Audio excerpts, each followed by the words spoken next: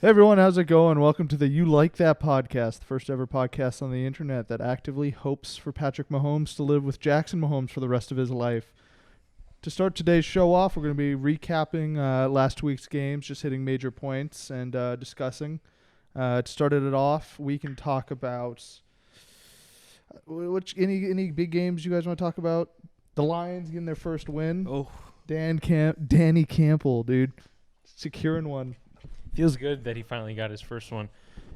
you see that locker room speech at the end? Yeah, dude, Just electric. all passion, man. That shit was awesome. Dude, Dan Campbell, man, he managed to turn that terrible franchise into a team of hope. Yeah.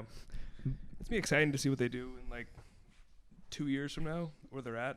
Oh yeah, once they get rid of Tiny Hands Jared Goff, I think they're gonna be make a really like a big step forward in their franchise history.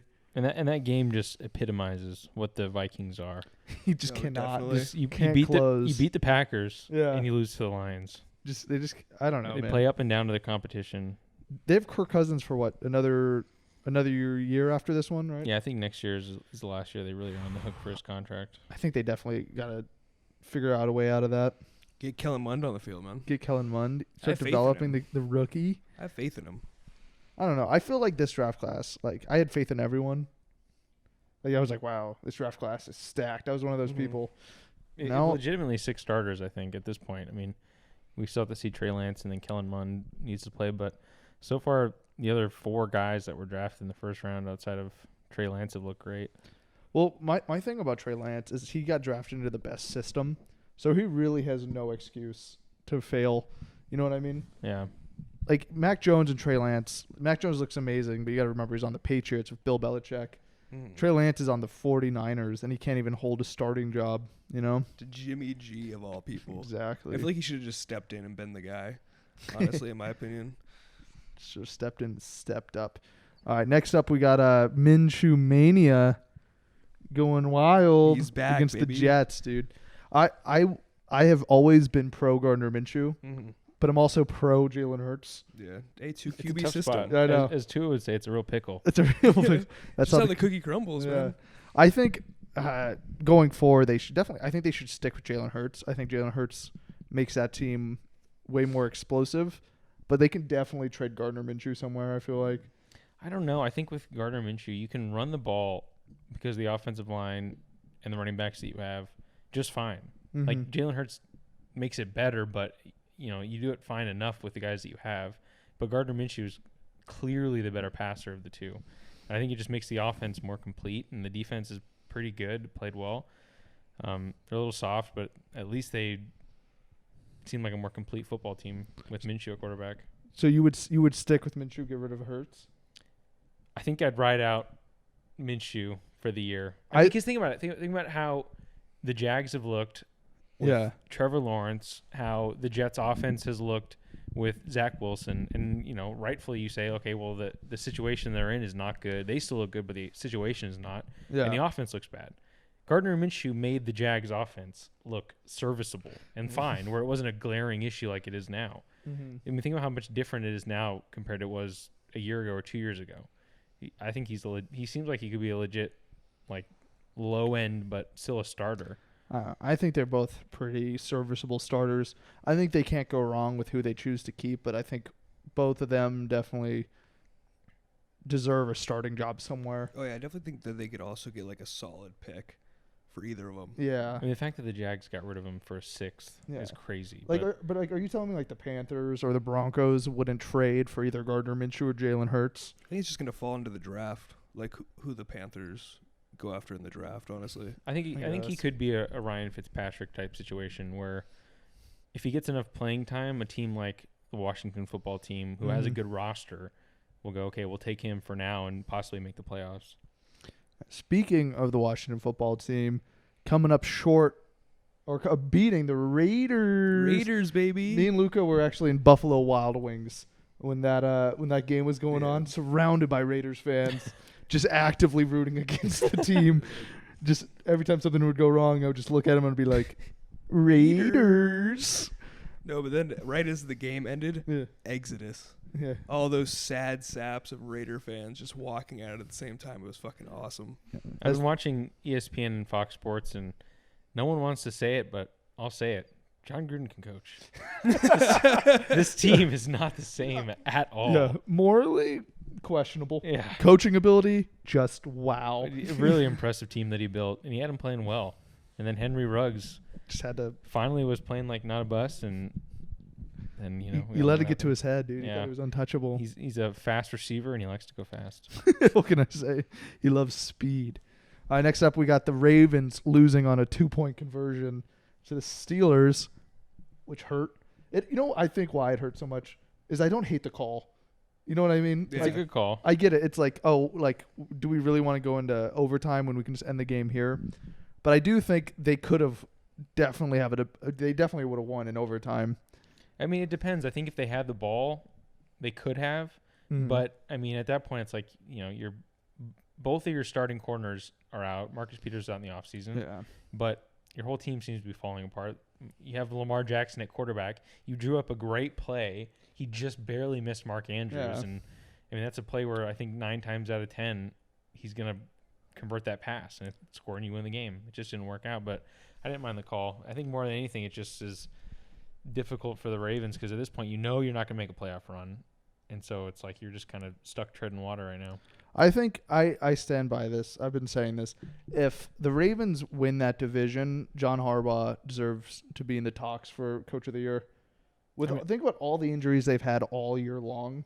If they still manage to close out a division with the Bengals being as hot as they've been, they're still, even after that loss, they're still record-wise in the hunt to win the AFC. Exactly. Like before that, if they win that game, they're in control of the entire AFC and can possibly win it. And I think it just shows how good a coach he is, how good of a roster they've built. And I think despite the issues that Lamar Jackson has had the last month or two, that offense still looks decent, still able to put up points. I think it's the same thing as Mike Tomlin winning Coach of the Year. Oh, for sure. Because you got like half a team, half of your regular starters, and everyone else is injured. So I'd be pretty pissed, honestly, if Harbaugh didn't get Coach of the Year. He should at least be in serious conversations. People are talking about Matt LaFleur winning it, and I get it. It's like how he's doing. Like the Packers look like the best team when they don't have a lot. You still got Aaron Rodgers on the team. It's not like you're helpless. Yeah, and I think they really haven't struggling with this yeah. mic right now. I'm trying to think which way's left. Lefty loosey. I know. I'm trying to find. Okay, whatever. We'll make do. Yeah, and then you hear Big Ben announcing that this is probably his last year. It's like, yeah, we know. Yeah, we could see that, Ben. We're shocked that you even played this year. Yeah. He's like, you know what? I know people probably think I have more in the tank, Yeah. but I just can't do it this year, guys. Like, I'm done. All right, next up we have the question of, are the Seahawks back? Are they back in it after their win over the 49ers? I think Russ is definitely back because he looked, I think, like much better quarterback today, obviously, in the last couple weeks. But still, that offense frustrates the hell out of me. Like, it's just screen, and then just you throw a deep ball into, like, double coverage. So it's not even like a design deep ball. It's just more of, we're just going to throw it deep. It doesn't make sense, but we're going to do it anyways, and then screen. I definitely think they should just start a rebuild. I think they get rid of Pete Carroll, trade Russ for some good picks, and just move forward.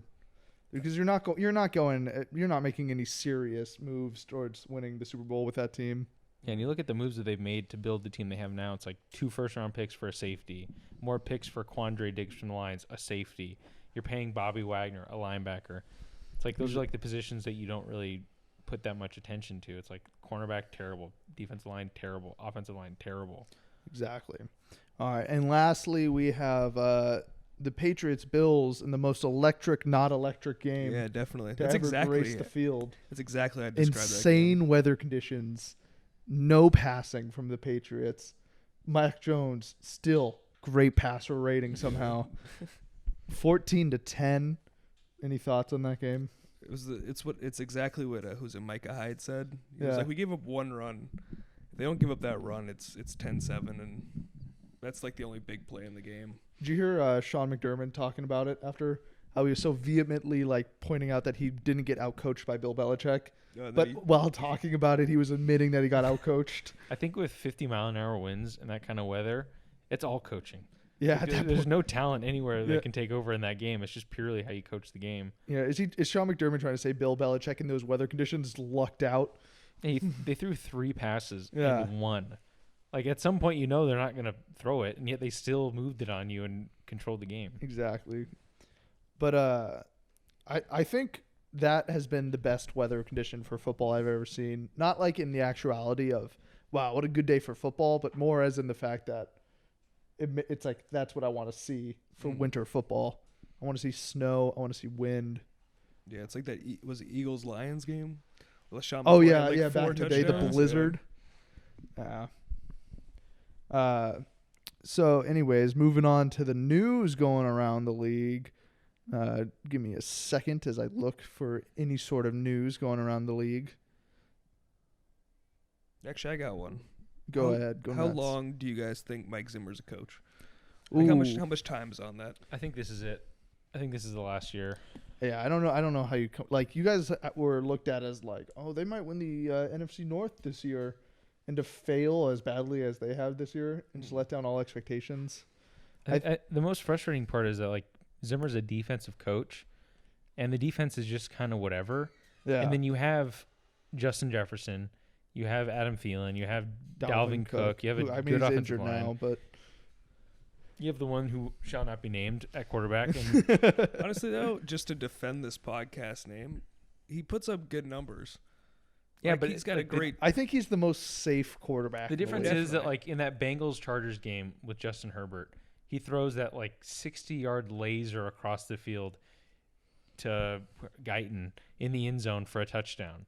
Like, Kirk Cousins doesn't even attempt that pass. Yeah, He'll hit the check down. He hits what's there, and if it's not there, he's in the check down. Never takes any big-time chances to push the ball downfield and make plays. And that's why they end up always playing tight to the teams that are better than them and losing, and then having games like that where they lose to the Lions. They don't push the ball downfield enough and take enough risks. They don't have a quarterback, I think, that can elevate a team like that to where they just look average. And they play average seemingly every game. yeah. All right. Upon further review, there's been almost no news going around the league as of late. So we'll just move on to our weekly picks for Week 14, starting off with the Thursday night game, Steelers-Vikings. Who do you guys got? I got the Steelers. Really? Coming off that win, like, they're probably pretty confident. I'm pretty sure Ben Roethlisberger got injured. Well, you say Steelers, Vikings, right? Yeah. That's what you said. Yeah, I'm going to take the Steelers in that game. Is it in Minnesota? It is. Whatever the bottom team is. Yeah, it's in Minnesota. Yeah, I think I'm going to have to. Gosh, that's so tough. I mean, this is just such a, like, Vikings game that they should win, but they probably don't. And I think Adam Thielen's not going to end up playing. I think he's out. So I think I'm going to have to go Steelers. I'm going to be a little contrarian today. In a game that could go either way. between the choice of the team that tied the Lions and the team that lost to the Lions, I think I'm going to go the Vikings. I think they could turn it around. You know, Justin Jefferson's been going off. They just have a way more explosive offense than the Steelers do. I think they can pull this one off at home. Yeah, it's like what Tyler said. It's like this is a game that the Vikings should win. Yeah, but the Steelers also should lose. I think this is a Mike Tomlin. This is a Mike Tomlin game. Oh, 100%. He's gonna get him. He's gonna get him hyped. He's gonna get him ready, and I think they're gonna pull it off. The Vikings are a 3-point favorite in this game, and so obviously I think the Steelers are gonna win. 44 over under. So, yeah, I'm still taking the Vikings. I think this is gonna be Mike Zimmer's Matt Nagy Thanksgiving Day game, where it's just like he should be fired, but he swoops in and gets a win. I don't think it's going to happen yet. This is the one where the Steelers win. Then those conversations happen with Mike Zimmer. But should he get fired? Will he be back next year? And then whenever they play next weekend, they'll probably end up winning. I'm still taking the Vikings. All right, next up, starting off with the morning games on Sunday, we got the Ravens-Browns. Ravens at Browns. I'm going to take the Ravens to sweep the series this year. Could not tell you why. I don't think I have any sort of bias in this sort of situation. I agree with you. I think they're going to sweep the series as well.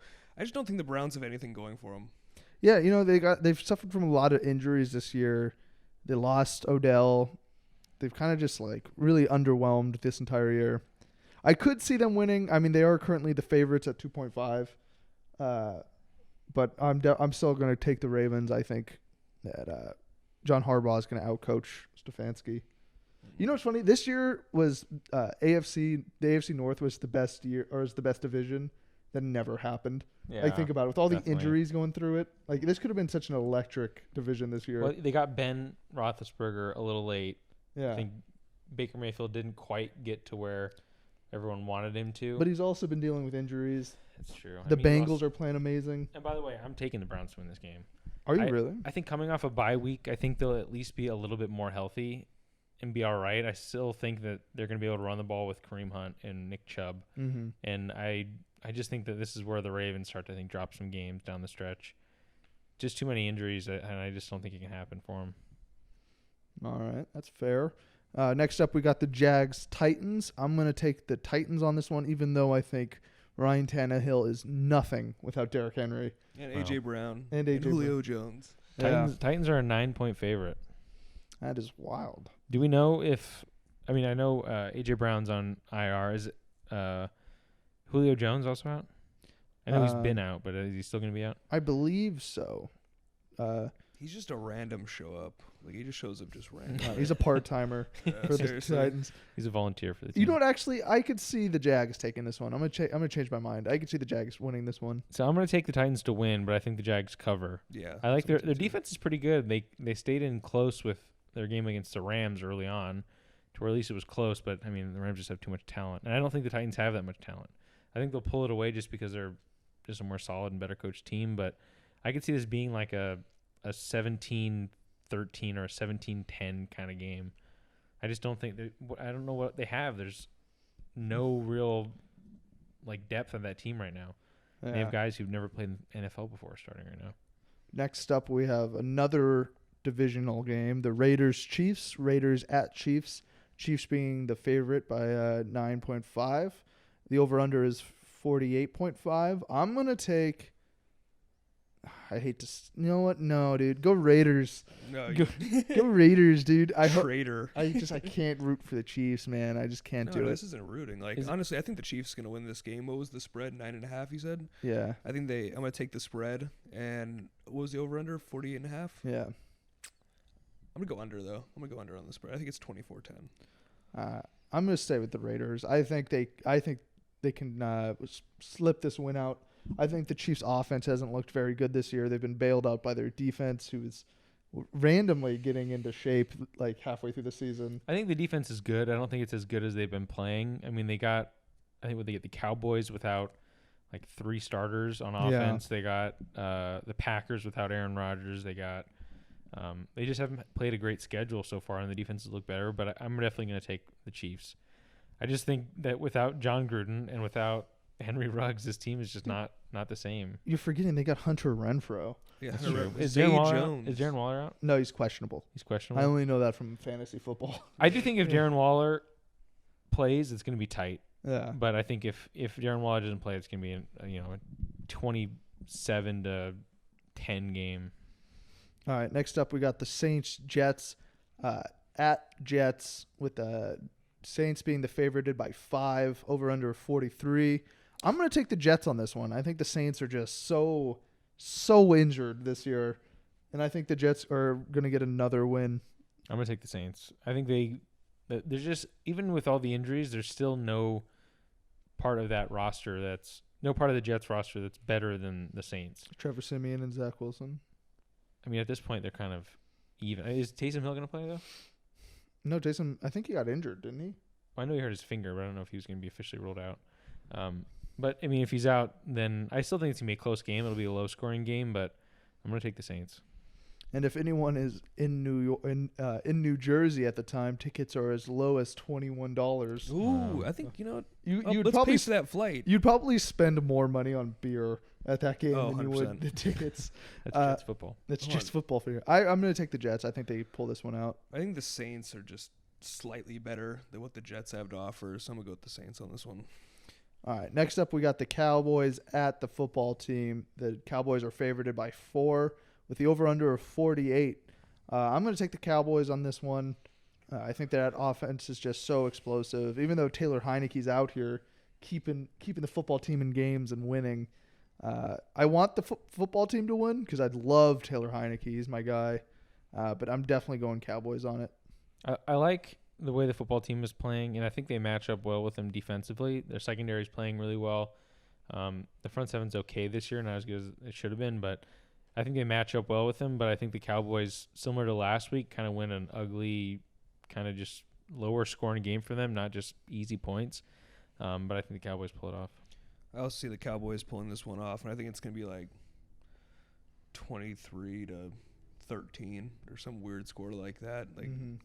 But I think Heineke keeps them in the game, definitely. I think the only reason the Cowboys score like that extra points is it's like the end of the game and they just dump one off or some shit like that. But I'm rooting for the Washington football team to win this game. I think they'd make a statement if they won this one. Outside of Terry McLaurin, I just don't think offensively they have like a real way to win. Isn't Curtis Samuel back? Yeah, but even when he was playing, they weren't really using him that great. And so I just don't think they have a real style of moving the ball. Like Gibson? Gibson's good, but they don't really run the ball that great.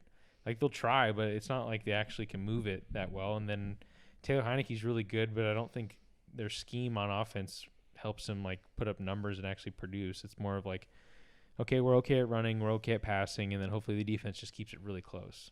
And then Heineke can make, like, one of those crazy throws that kind of puts him over the edge. I'm going to say that when Heineke's on the field, anything is possible. That's true. Next up, we got Falcons at the Panthers. The Panthers are favored by 3 with a 42.5 over-under. I'm going to take the Panthers on this one. Is Cam playing or is it PJ? I think they're probably going back to Cam. Because think about it, they only gave him, 2 weeks? Yeah. They threw him in. You know what I mean? After a bye week, I think they're going to go back to Cam. And if he doesn't play well, they'll probably pull him. But I think the Panthers can pull this one out. I think they got a really good defense this year. And if Cam can get into the groove, I think they can win this one. I'm going to go Falcons. I think the Panthers are starting to fall apart.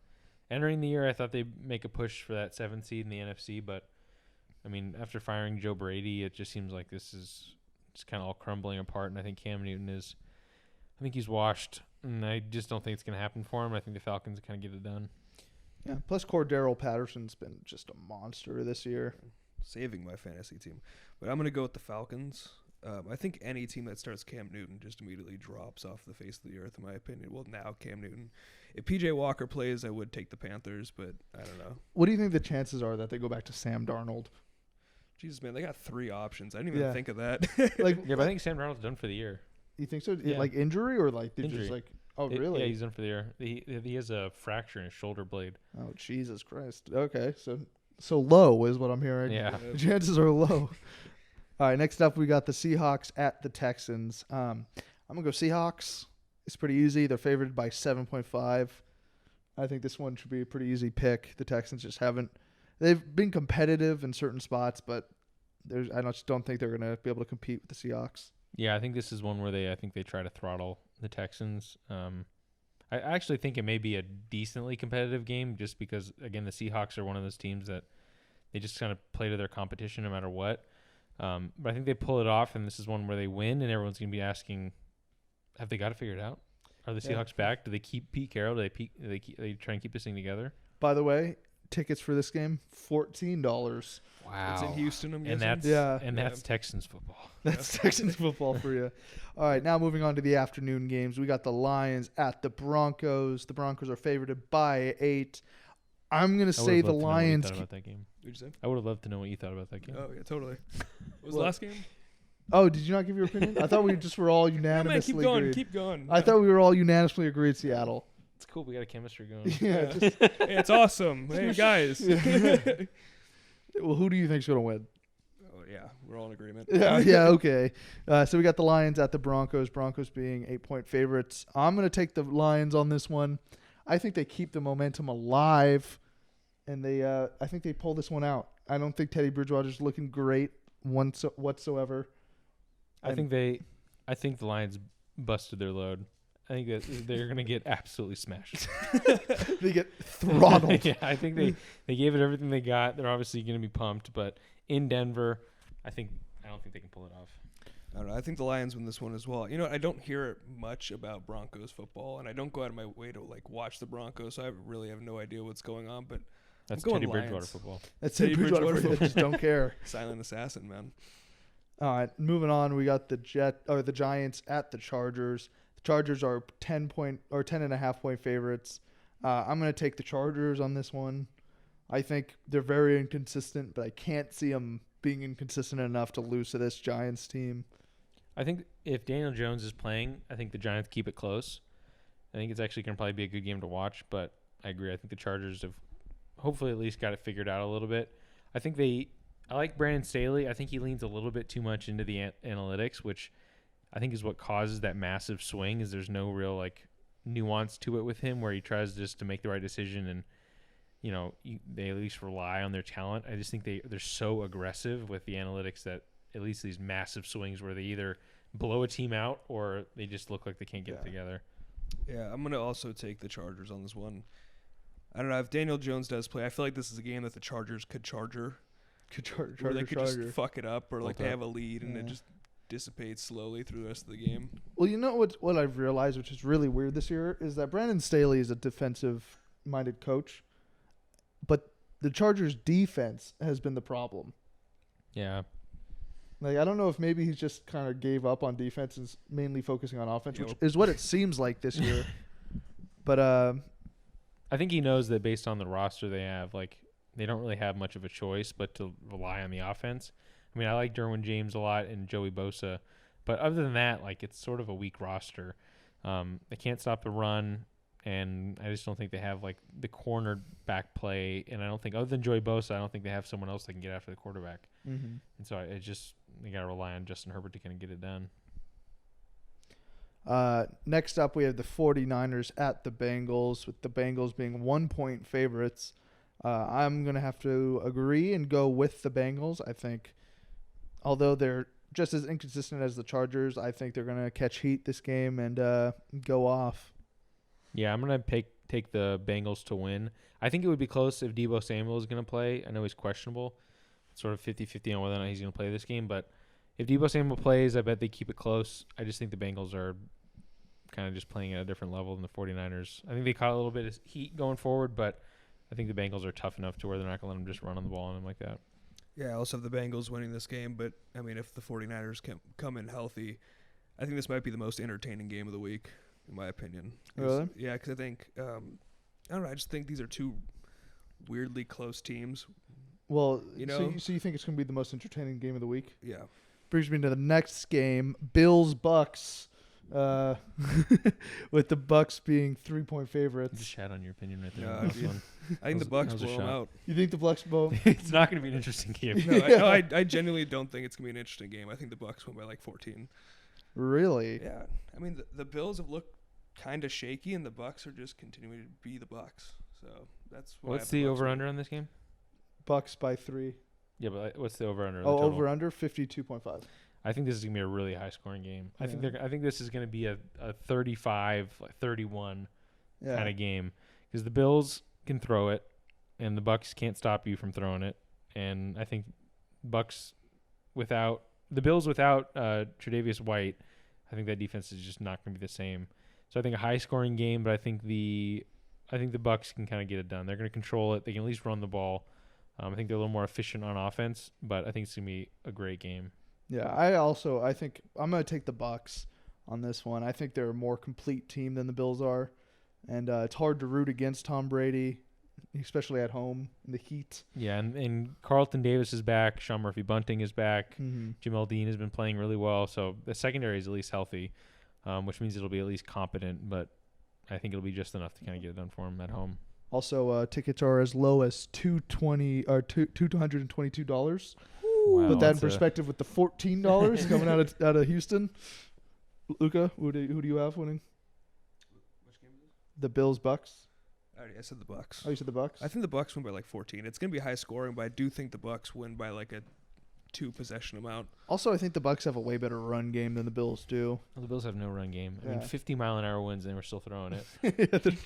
we believe in Josh. Yeah.